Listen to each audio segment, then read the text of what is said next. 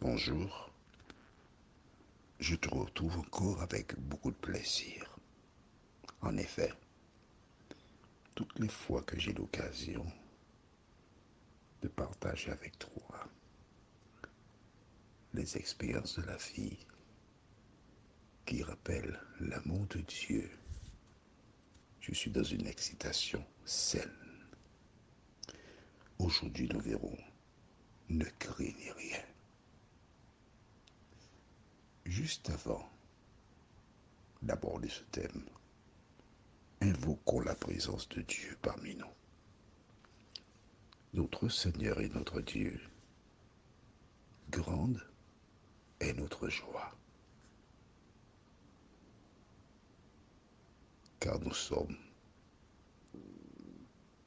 au pied de notre Créateur. Alors que nous allons une fois de plus découvrir ta parole, nous te remercions, Seigneur, car le Saint-Esprit œuvre dans nos cœurs et il nous protège. Merci de nous diriger une fois de plus dans toute la vérité. Au nom de Jésus pour ta gloire éternelle. Amen.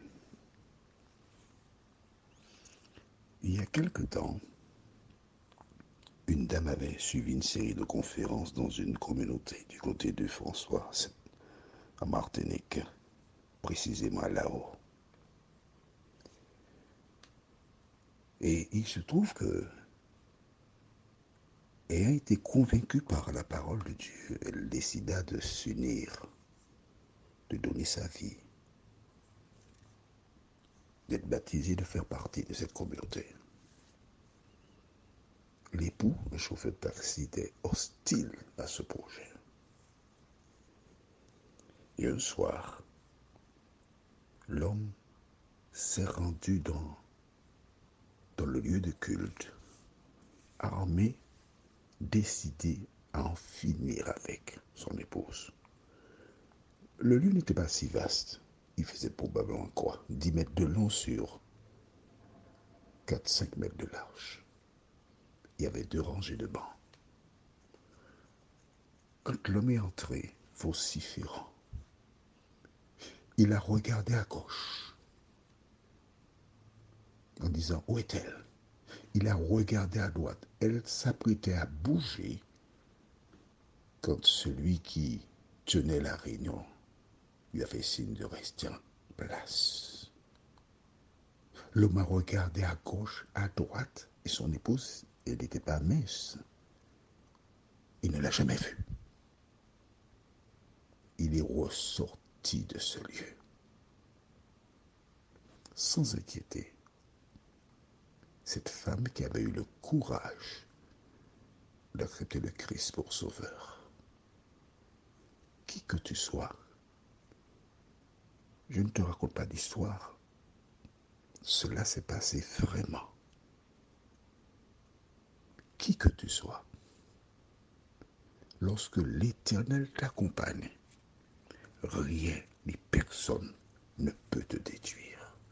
Aujourd'hui, nous visiterons une page d'histoire du peuple d'Israël encore. Après les 10 plaies, ils laissèrent l'Égypte. Contents, pour la première fois, ils voyaient l'horizon. Et par la foi, le lieu que Dieu leur avait réservé. Ils chantaient, ils riaient. Nous sommes libres, nous sommes libres. C'est ce qu'ils énonçaient. Et tandis qu'ils avançaient vers la Canaan promise par Dieu, certains doutant se retournaient et disaient c'est trop beau pour être vrai, c'est pas possible. Nous sommes libres alors, nous sommes libres alors. Et ils tenaient ce propos. Quand soudain, certains d'entre eux eurent l'idée de regarder à l'arrière.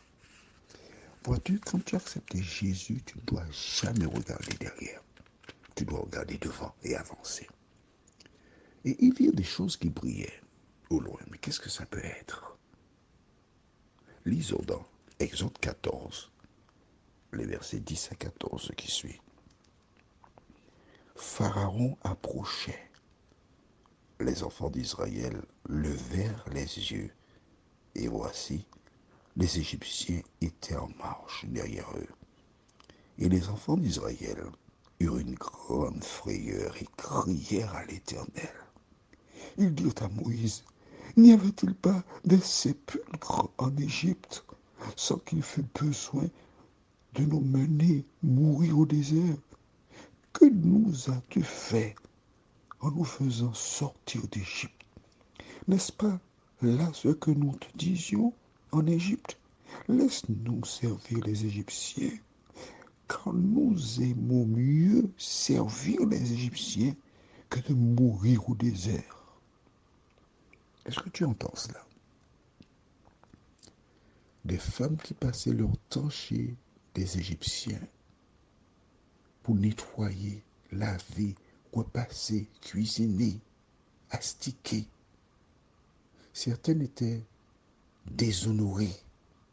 Des hommes qui passaient leur temps à fabriquer des briques, à fabriquer des routes, à construire des maisons, des pyramides, qui étaient battues, maltraitées, qui n'avaient pas de salaire. Ces personnes déclarent, oui, on était mieux là. Ils parlent exactement comme certains.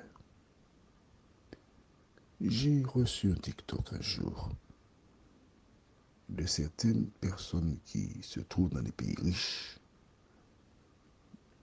des Arabes, qui proposent des fortunes à des filles pour passer une semaine chez eux. Et dans ce que j'ai eu comme reportage, il y a un d'entre eux qui a mis une laisse au cou de la fille comme un animal. Et elle devait marcher à quatre pattes en souriant. Uriner sur sa tête en souriant. Manger de la matière fécale en souriant. Pour une forte somme au terme de la semaine. L'argent, l'argent, l'argent. Et ces personnes qui vivent un cauchemar, elles sont prêtes à recommencer à être esclaves des humains. Dieu est venu délivrer ces personnes et il accuse Moïse. Pourquoi nous as-tu fait sortir? Il valait mieux nous laisser là-bas. Pourquoi tenait-il ces propos? Tout simplement parce que le diable savait que le libérateur devait naître des enfants d'Israël. Aussi longtemps qu'ils demeuraient en Égypte, ils adoreraient les dieux d'Égypte, ils vivraient en contradiction avec la parole de Dieu. Voilà pourquoi que le diable a incité déjà à dire non, allons retourner en Égypte, c'est mieux en Égypte. Tu te rends compte? Des personnes qui ont vu l'eau changer en sang, des personnes qui ont vu des sauterelles débarquer sur l'Égypte et en Gozen, là où ils habitaient, il n'y avait aucun problème. Des personnes qui ont vu 3 jours de ténèbres, ils ont vu, il faisait noir chez les Égyptiens et chez eux, il y avait de la lumière. Des personnes qui ont vu des poux, des personnes qui ont entendu, parce que Dieu frappa les premiers-nés dans chaque maison d'Égypte. Et ces personnes, la première difficulté, elles sont déterminées à retourner en Égypte. Elles commençaient à s'approcher de Dieu. Et beaucoup parmi celles et ceux qui écoutent ces audios ont la même attitude parce qu'elles ne connaissent pas encore suffisamment Dieu. Je te comprends. Mais oui, je te comprends. Tu avances à petits pas. Mais heureusement, il y a un homme qui marchait à grands pas, Moïse, qui connaissait Dieu, qui avait une expérience plus poussée que le peuple. Que dit-il? Lisons versets 13 et 14. Ce sont des versets que j'aime énormément. Moïse répondit au peuple, ne craignez rien, restez en place et regardez la délivrance que l'Éternel va vous accorder en ce jour, car les Égyptiens que vous voyez aujourd'hui, vous ne les verrez plus jamais. l'Éternel combattra pour vous et vous gardez le silence. Mais note bien au verset 13, il dit quoi? Ne craignez rien. N'aie pas peur. N'aie pas peur. Le message que Dieu a pour toi, c'est celui-là. N'aie pas peur. Prions. Notre Seigneur et notre Dieu, nous ne sommes qu'au 8e jour de l'année. Et tu voudrais dire à tes enfants, encore aujourd'hui, n'aie pas peur. De nous aider, Seigneur, à nous appuyer sur ta parole. De nous aider à marcher selon cette parole et que rien ni personne ne vienne entre toi et nous. Quelles que soient les épreuves que nous devons rencontrer au cours de cette année, de nous aider à nous rappeler que tu nous dis, ne crains point, ne promène pas des regards inquiets. Seigneur, merci pour ta présence. Merci pour ton amour. Merci pour le salut. Merci pour la vie éternelle qui ne se trouve qu'en Jésus-Christ, nous t'avons prié. Au nom de Jésus et pour ta gloire éternelle. Amen. Que l'Éternel continue de te bénir, qu'il te garde. Et à demain, si Dieu nous prête vie.